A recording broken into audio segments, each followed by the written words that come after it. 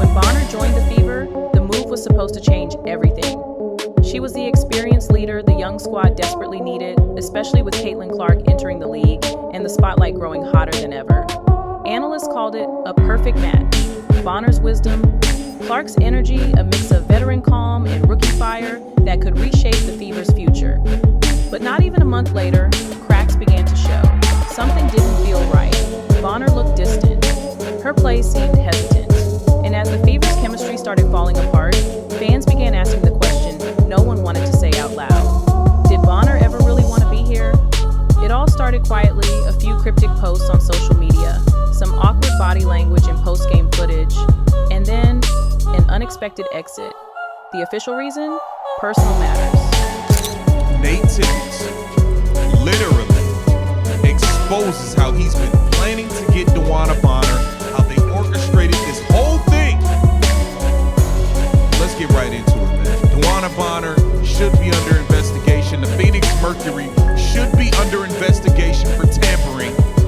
You should be under investigation for tampering with a player while they're on another roster. Yes, you should. Yes, you should.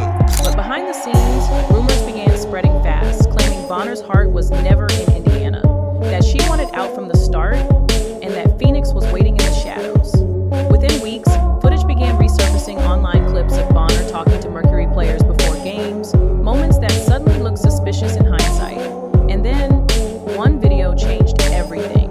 In it, Bonner was seen laughing with Mercury staff, reportedly saying something that fans interpreted as proof she'd planned her exit all along. Was it really a scam, or just a veteran caught in the middle of a messy situation? Because if those words were real, if she really said what fans think she did, then the entire Indiana Fever organization might have been blindsided by one of the biggest deceptions in league history. When the footage hit social media, everything changed overnight. At first, it looked like a harmless clip, a behind-the-scenes moment of DeWanna Bonner talking with a Phoenix Mercury assistant during a post-game meetup. But fans noticed something strange. Bonner's tone wasn't casual. It was confident, like someone who already knew where she was heading next. In the video, she can be seen smiling, saying, "They still think I'm sane." That one sentence sent WNBA Twitter into chaos. Within hours, the clip had millions of views, and fans started piecing together a timeline that made the situation look darker.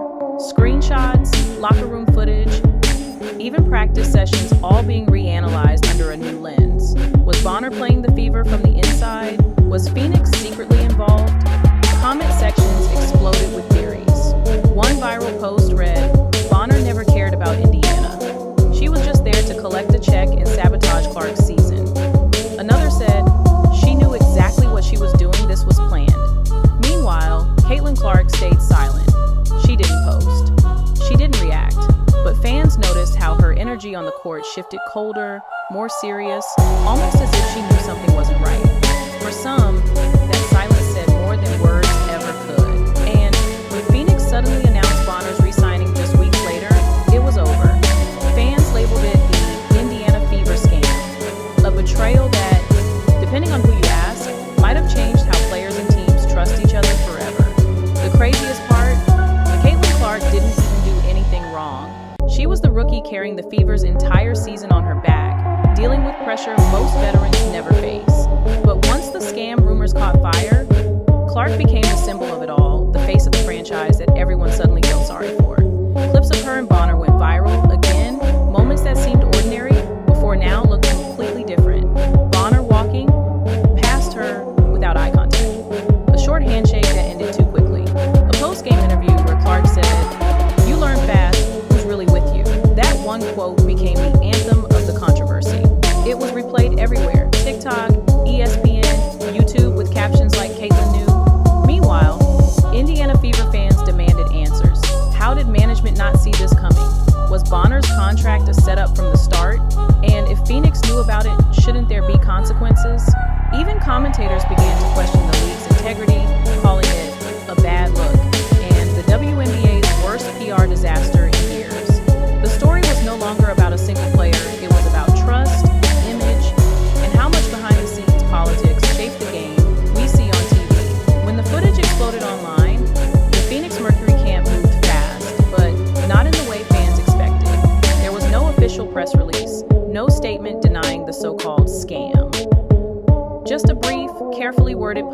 social media, "We're proud to welcome DeWanna back home. No mention of the fever, no clarification, nothing to calm the storm." And that silence spoke volumes, because while Phoenix was celebrating her return, the Indiana Fever were drowning in chaos. Their fan base felt played, their management looked confused. Even analysts on ESPN admitted the timing was too perfect to be coincidence. Reporters reached out to Bonner for comment, and that's when things got even more bizarre. In a post-game interview, when asked directly about the viral clip, Bonner smirked and said, "People believe whatever they want to believe." That single line set social media on fire again. Some took it as sarcasm, others saw it as arrogance. But everyone agreed on one thing: Bonner wasn't running from the accusations. Then came the Mercury's first game back with Bonner in uniform. Crowds booed. Chants of "scam" echoed from Fever fans who traveled to see the matchup. And yet, Bonner played her best game of the season, dropping 27 points like nothing had happened. It was almost symbolic, as if she was saying, "You can hate me, but you can't stop me." Still, behind the flashy comeback, something darker lingered. No one could explain how Phoenix knew to re-sign Bonner so quickly after her release. No one addressed why she left Indiana so abruptly. And no one, not the WNBA, not the teams, wanted to touch the word "scam." Because if the league admitted even a fraction of it was true, it would mean acknowledging that one of their most respected veterans manipulated an entire franchise under their watch. And that's the kind of scandal that can shake an entire sport. The WNBA tried to play it cool at first. No press releases, no official comment, just silence. But insiders say that behind closed doors, there was panic. Executives wanted answers, sponsors wanted reassurance. And league officials quietly began digging into what really happened between DeWanna Bonner, the Phoenix Mercury, and the Indiana Fever. Sources claim the investigation wasn't public, it was internal. A few staffers were reportedly questioned, phone records were checked, and the word "tampering" started floating around. Because if Phoenix contacted Bonner before her release, that would violate league rules. But here's where things get messy. Proving intent in the WNBA isn't easy. There's no smoking gun, no leaked emails, no concrete text messages, just clips, rumors, and speculation that spread faster than the league could contain. By the time the WNBA considered issuing a statement, it was already too late. The public had made up its mind, and Caitlin Clark, the face of the Fever, was caught in the center of the chaos. Every press conference she did became a battlefield. Reporters kept asking, "Do you trust the system?" and "Do you feel betrayed?" Clark stayed calm but firm. Her most quoted answer, "I just play the game, everything else is noise." But fans didn't buy the calm. They saw something in her expression: frustration, exhaustion, maybe even disappointment. Because whether she said it or not, everyone knew what she was thinking. How could this happen right under everyone's nose? Meanwhile, Phoenix fans defended Bonner relentlessly. They called her a strategist, not a scammer. One viral post read, "If Indiana got outplayed, that's on them. Bonner just made a power move." And in a way, that summed up the split perfectly. Half the league saw manipulation, the other half saw genius. But for the WNBA office, it was a nightmare. They'd spent years building the image of unity and empowerment. Now, one viral clip threatened to tear that image apart. Executives reportedly held emergency meetings on how to protect the league's brand and, more importantly, how to protect Caitlin Clark from the fallout. Because like it or not, she was the brand now. And any scandal that touched her, even indirectly, became the league's problem. The fallout was instant and brutal. Indiana Fever fans flooded social media demanding answers, calling the situation a betrayal from the inside. The hashtag number "Protect Caitlin Clark" trended for weeks, as thousands accused the league of turning a blind eye to what they called the biggest setup in WNBA history. Every highlight clip, every press conference, every Fever post, the comments were filled with the same words: "You let it happen." The Fever front office scrambled to contain the fire. Publicly, they thanked Bonner for her contribution and professionalism. Privately, insiders claimed the team felt deceived, blindsided by someone they trusted to lead their young core. Even players were reportedly frustrated, with one anonymous source saying, "It felt like she was never really with us." Meanwhile, the Phoenix Mercury leaned into the chaos. Their marketing team started posting cryptic captions like, "Home is where loyalty begins," fueling speculation even more.